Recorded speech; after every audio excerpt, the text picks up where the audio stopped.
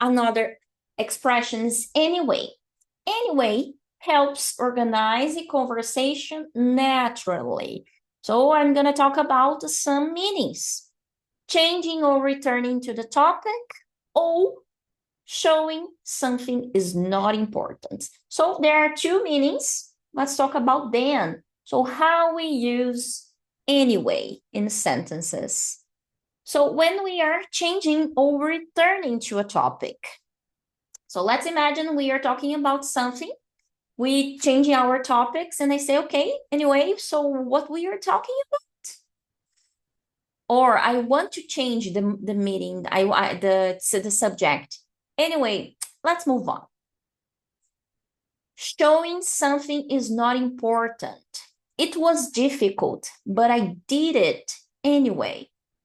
I didn't really want to go, but I went anyway. De qualquer modo, de qualquer forma, eu fui, né? De qualquer forma, de qualquer jeito. Something's not important, okay? Despite the situation, tipo, né? Embora tenha acontecido isso, eu fiz. Eu fui lá e fiz, eu fui lá e, né? Eu fui.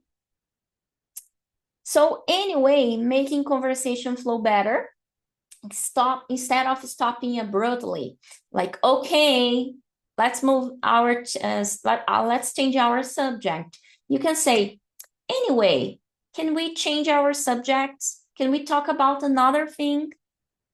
It sounds smoother, more natural, and more conversational, okay? Some expressions here. Anyway, I think the main issue is, anyway, that's life. But anyway, what do you think? I was tired, but I finished it anyway. But be careful with overuse, okay? Overuse of anyway can be a vício de linguagem, just like